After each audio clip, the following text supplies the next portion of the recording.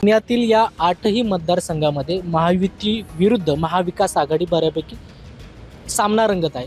तर कोण सरस ठरेल असं वाटतं? कोथरूडची जी निवडणूक आहे ती केवळ औपचारिकतेकडं झुकत गेली आणि आत्ता त्या मतदारसंघात केवळ निवडणूक होती आहे. मग ते मतदानाची जी काही प्रक्रिया असते ती पार पडते अशी परिस्थिती. खरं तर पोटनिवडणुकीत एक अंदाज येत होता की धंगेकर विजयी होतील. आत्ताच्या निवडणुकीत मात्र कुठलाच अंदाज येत नाही. काटेकी टक्कर कुठं म्हटलं तर कसब्यात बघायला मिळेल. मला वाटतं आपले जे शहरातले 8 मतदारसंघ आहेत जे चुरशीचे आहेत त्याच्यात एक खडकवासला म्हटला पाहिजे, कारण तिथला एक अंदाज येत नाही. आता वांजळ्यांच्या उमेदवारीमुळे कुणाचं गणित बिघडणार आणि कुणाचं गणित बसणार हे एक जे तिथं आता चित्र निर्माण झाले ते सांगता येत नाही.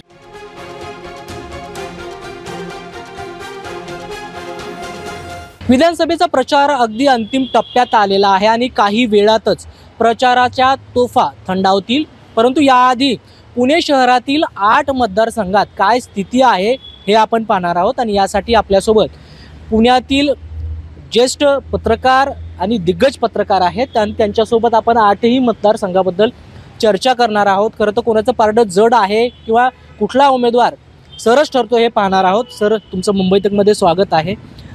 सगळ्यात आधी आपण कोथरूड विधानसभा मतदारसंघात जाऊयात. त्या ठिकाणी भाजपचे जे मंत्री आहेत चंद्रकांत पाटील हे लढत आहेत. कशा प्रकारे ही लढत होईल? मुळामध्ये कोथरूडची निवडणूक फार रंगतदार होईल असं सुरुवातीपासून वाटत होतं. मात्र निवडणूक जाहीर झाल्यानंतर जशी जशी अर्ज भरणं आणि सगळी प्रक्रिया सुरू झाली तर ती कोथरूडची जी निवडणूक आहे ती केवळ औपचारिकतेकडं झुकत गेली आणि आत्ता त्या मतदारसंघात केवळ निवडणूक होती आहे. मग ते मतदानाची जी काही प्रक्रिया असते ती पार पडते अशी परिस्थिती आहे. कारण विरोधक फारसं कोणी तिथं स्ट्रॉंग दिसत नाही आहे. किशोर शिंदे थोडंसं लढताना दिसत आहेत, मात्र फारसं चंद्रकांत मोकाटे महाविकास आघाडीचे उमेदवार आहेत. पण अस्तित्व फारसं गेल्या 15 दिवसात दोघांचंही जाणवलेलं नाही आहे. किशोरचं काही प्रमाणात तरी जाणवलं. त्यामुळे या मतदारसंघातली जी निवडणूक आहे ती चंद्रकांत पाटलांच्या दृष्टीनं केवळ औपचारिकता आहे. म्हणजे विरोधक तिथं निरुत्साही दिसत आहेत. बिलकुल बिलकुल अगदीच निरुत्साही दिसत आहेत. खरं तर हडपसर मतदारसंघात देखील अगदी काटेकी टक्कर आहे, कारण त्या ठिकाणी शरद पवार यांच्या पक्षाचे प्रशांत जगताप विरुद्ध चेतन तुपे अशी ही लढत आहे. कशा पद्धतीने ही निवडणूक होऊ शकते? कोणाचं पारडं जड वाटतं? खरं तर हडपसरमध्ये राष्ट्रवादी काँग्रेस विरुद्ध राष्ट्रवादी काँग्रेस शरदचंद्र पवार अशी सरळ सामना पहिल्या टप्प्यात होईल असं एक पद्धतीचं चित्र होतं. पण गंगाधर बदे म्हणून तिथे जे अपक्ष उमेदवार उभे राहिलेत त्यांच्या उमेदवारीमुळे हडपसरमध्ये एक तिरंगी लढत निर्माण झाली आहे. आणि तिथे जे शिवसेनेचे जे माजी आमदार आहेत महादेव बाबर ते खरं तर महाविकास आघाडीला प्रशांत जगताप यांना सपोर्ट करतील असं एक चित्र होतं. पण बाबर यांनी एक भूमिका घेतली आणि ते आत्ता बदेंबरोबर आहेत. त्यामुळे त्या मतदारसंघात एक त्रिशोक्य अवस्था निर्माण झाली आहे. त्याचा फायदा कुठंतरी आता राष्ट्रवादी काँग्रेसचे विद्यमान आमदार चेतन तुपे यांना बसू शकतो अशा पद्धतीचं चित्र आहे. त्यामुळे आत्ता हा अंदाज वर्तवता येणार नाही की तिथं नक्की कुणाचं पारडं जड आहे कुणाचं आहे. पण हडपसर असो किंवा अन्य मतदारसंघात असो जिथं कोण बंडखोर उभे राहिलेत आणि त्या बंडखोरांना ताकद पुरवली जाते, त्यामुळं ह्या सगळ्या मतदारसंघात नक्की काय होईल याचा आत्ता अंदाज येत नाही. परंतु आता कसबा मतदारसंघ देखील फार महत्त्वाचा मानला जातो काँग्रेससाठी. त्या ठिकाणी धंगेकर असतील ते निवडणूक लढत आहेत आणि त्यांच्या विरोधात हेमंत रासने असतील किंवा मनसेचे गणेश भोकरे असतील हे लढत आहेत. कसब्याचं मला वाटतं महाराष्ट्राचं लक्ष कसब्याकडे पुन्हा आहे. पोटनिवडणुकीत रवींद्र धंगेकर काँग्रेसचे विजयी झाले होते आणि तो एक सनसनाटी विजय होता. आता पुन्हा धंगेकरच मैदानात आणि त्यांच्यासमोर हेमंत रासने. फक्त या निवडणुकीत आता तिरंगी लढत म्हणून मनसेने उमेदवार उभा केला आहे. खरं तर पोटनिवडणुकीत एक अंदाज येत होता की धंगेकर विजयी होतील. आत्ताच्या निवडणुकीत मात्र कुठलाच अंदाज येत नाही. काटेकी टक्कर कुठं म्हटलं तर कसब्यात बघायला मिळेल. जे मनसेचे जे उमेदवार आहेत गणेश भोकरे ते कुणाची मतं घेणार हे समजत नाही. आता ते हेमंत रासनेंवर अटॅक करतायत. पण कुठेतरी मनसेचे जे उमेदवार नसल्यामुळं धंगेकरांक जी मतं जात होती ती पुन्हा भोकरेंक येतील. त्याचा फायदा कुठेतरी रासनेंना मिळेल अशाही पद्धतीचं चित्र आहे. पण नक्की चित्र जोपर्यंत निकाल लागत नाही तोपर्यंत कसब्याचा निकाल कोणी छातीटोकपणे सांगू शकणार नाही. अशा पद्धतीची लढत आत्ता कसब्यात चालू आहे. खरं तर वडगाव शेरीमध्ये सुनील टिंगरे विरुद्ध बापू पठारे अशी लढत आहे. सुनील टिंगरे हे प्रसिद्ध झाले होते मध्यंतरी जे प्रकरण झालं आणि त्यानंतर आत्ता शरद पवारांची एक सभा झाली. त्या ठिकाणी त्यांना पाडा असा जो उच्चार आहे शरद पवारांनी केला होता, याचा किती त्यांना फटका बसू शकतो आणि नेमकी काय स्थिती राहू शकते त्या ठिकाणची? दिवट्या आमदारांना पाडा असं पवारांचं आवाहन होतं. पवारांनी वेगवेगळ्या मतदारसंघात अशा पद्धतीचं आवाहन केले. तुम्हाला ते आंबेगावमध्ये दिसेल, ते बारामतीत दिसेल, अनेक मतदारसंघांमध्ये पवारांनी असं आवाहन केलं आहे. मात्र मला असं वाटतं की त्यांच्या आव्हानापेक्षा जी वस्तुस्थिती आहे ती महत्त्वाची आहे. बापू पठारे हे इथले माजी आमदार आहेत. बापू पठारेंचे एक वर्चस्व आहे. बापू पठारेंनी जी जुनी गणितं होती ती पुन्हा जुळवलेली आहे, ज्याला आपण पवारांच्या भाषेत बेरजेचं राजकारण म्हणतो.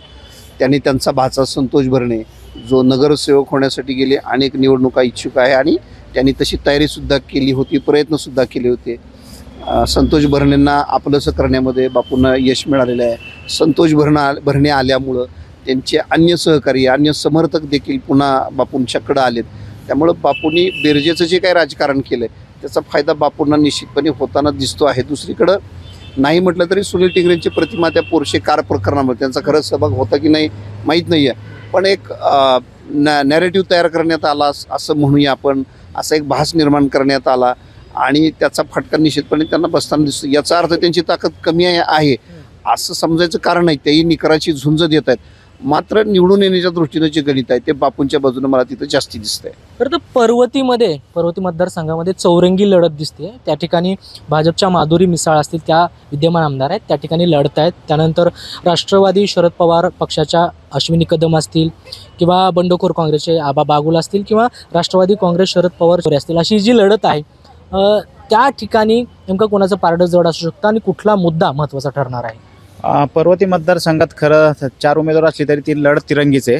अपक्ष उमेदवार सचिन तावरे यांनी उमेदवारी अर्ज मागं घेण्याचा प्रयत्न केला होता. ते काही उशिरा पोहोचले, त्यामुळे त्यांना अर्ज मागं घेता नाही आला आणि त्यांनी महाविकास आघाडीच्या राष्ट्रवादी काँग्रेसचे ज्या उमेदवार आहेत अश्विनी कदम यांना जाहीर पाठिंबा दिलेला आहे.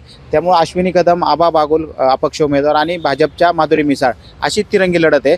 खरं तर तिथं थेट सामना हा महाविकास आघाडी विरुद्ध महायुती म्हणजे भाजप आणि विरुद्ध राष्ट्रवादी काँग्रेस शरदचंद्र पवार असाच सामना रंगणार होता. आबा बागुलांना तो म्हणजे तिथे उमेदवारी हवी होती. त्यांनी अगदी राष्ट्रवादी काँग्रेस पक्षात जायची तयारी दर्शवली होती, पण बागुलांना उमेदवारी उभे न केल्यामुळे ते उभे राहिलेत आणि त्यांच्या बंडखोरीचा कुठेतरी फटका आता अश्विनी कदमांना बसेल का, अशा पद्धतीचे चित्र आहे. माधुरी मिसाळ सलग 3 टर्म आमदार आहेत. त्यांच्याविषयी एक अँटी इन्कम्बन्सी आहेत. त्यांनी मतदारसंघात कामं केली नाही असा एक आरोप केला जातोय. जी कामं केली ती महापालिकेचे असा एक आरोप केला जातोय. खरं तर ही निवडणूक माधुरी मिसाळांना जड गेली असती जरी सरळ फाईट गेली असती तर, पण बागुलांच्या उमेदवारीमुळे जे काही मतांची विभागणी होईल त्याचा फायदा कुठंतरी आत्ता माधुरी मिसाळांना होताना दिसतोय आणि ही जी मतविभागणी होईल बागुल आणि कदम याचा महाविकास आघाडीला फटका बसेल. सध्या तरी मिसाळांच्या बाजूने थोडासा मला वाटतं कल यामुळे आहेच की ह्या दोघांच्या मतविभागणीमुळे त्यांचा फायदा होईल. छत्रपती शिवाजी नगर या ठिकाणी विद्यमान जे आमदार आहेत सिद्धार्थ शिरोळे भाजपचे, त्यांच्या विरोधात काँग्रेसचे दत्ता भैरट असतील किंवा बंडखोर मनीषा आनंद असतील, अशी तिरंगी लढत होताना दिसते. थेट लढत कोणासोबत असेल त्यांची? कसं आहे, थेट लढत ही सिद्धार्थ शिरोळे आणि दत्ता भैरट यांचीच आहे.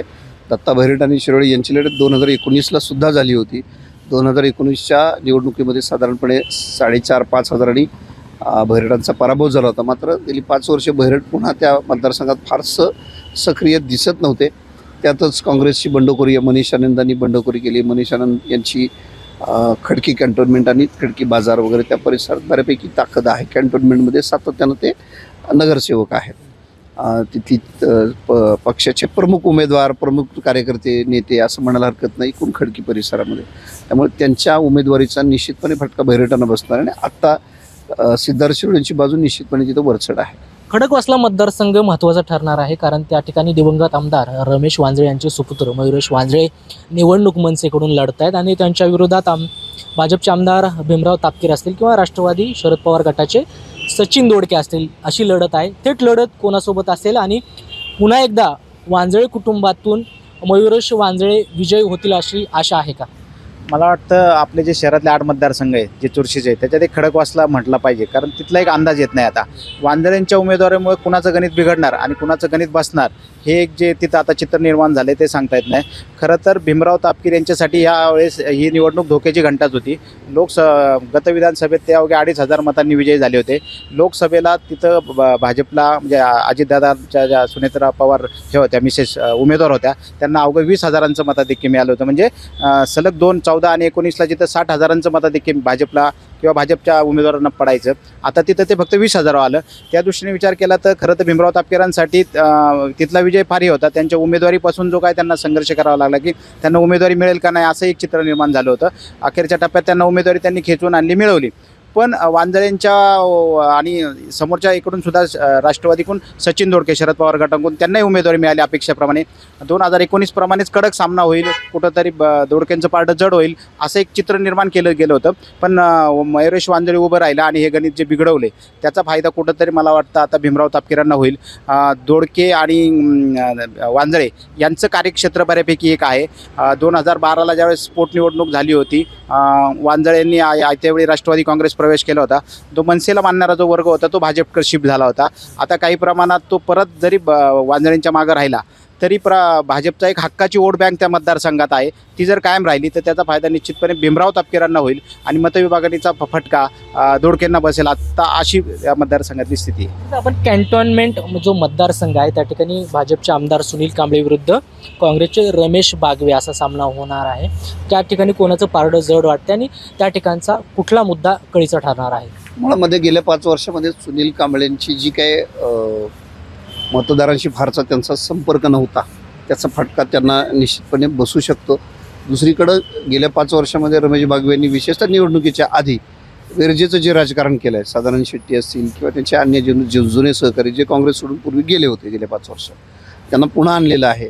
आणि येणाऱ्या प्रत्येकजण एकटा आलेला नाही तर तो मतांचा गट्टा घेऊन आला आहे. एकूण जर वातावरण बघितलं तर रमेश बागवेंच्या दृष्टीनं हा मतदारसंघ आत्ता तरी सोपा आहे. तर 8ही मतदारसंघात जो कळीचा मुद्दा असणार आहे तो कुठला असेल आणि त्यावरती हे सगळं राजकारण सुरू आहे? नाही, मला वाटतं कुठल्या एका मुद्द्यावर ही निवडणूक चालू नाही आहे. प्रत्येक मतदारसंघात वेगळे प्रश्न आहेत, तिथले वेगळे स्थानिक जी काही गणितं आहेत ते आहेत, जातीची समीकरणं आहे, धर्माची समीकरणं आहेत. त्यामुळे एका मुद्द्यावर निवडणूक नाही आहे. काही ठिकाणी वैयक्तिक अगदी फार वैयक्तिक पातळीवर राजकारण चालू आहे, म्हणजे अगदी खालच्या पातळीवर जाऊन टीका केली जाते. काही ठिकाणी विकास कामांवर आहे. त्यामुळे ही निवडणूक कुठल्या एका याच्यावर नाही आहे. प्रामुख्याने महापालिका निवडणुकांना न झाल्यामुळं जे काही प्रश्न निर्माण झालेत, नगरसेवक नाही आहे, अगदी म्हणजे रस्त्यावरच्या खड्ड्याला सुद्धा आमदारांना दोषी धरलं जाते. माझ्या तिथलं ड्रेनेज साफ झालं नाही, पाणी नाही आलं, हे प्रश्नसुद्धा आता आमदारांना फेस करावं लागतं. त्यामुळे विद्यमान आमदारांच्या बाबतीत थोडीशी कसोटी ठरते की मोठी कामं करायची सोडून आता ही गल्लीबोळातली कामं त्यांना बघावं लागतात आणि त्यांचा जो रोष आहे तो त्या विद्यमान आमदारांवर पडतो. त्याचा काही प्रमाणात फटका जे आहेत सगळे जे विद्यमान आमदार आहेत ते कुठल्याही पक्षाचा असो त्यांना काही प्रमाणात बसणार आहे. खरं तर पुण्यातील या 8ही मतदारसंघामध्ये महायुती विरुद्ध महाविकास आघाडी बऱ्यापैकी सामना रंगत आहे. तर कोण सरस ठरेल असं वाटतं? मला असं वाटतं की एकूण आकड्यांचं गणित बघितलं तर 8 मतदारसंघापैकी 5 मतदारसंघ महायुतीच्या बाजूने जातील, 3 मतदारसंघ महाविकास आघाडीच्या बाजूने जातील.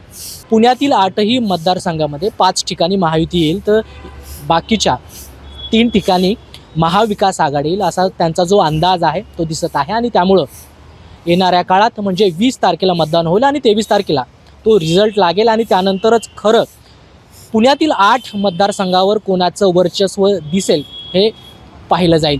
कृष्णा पंचाळ, मुंबई तक, पुणे.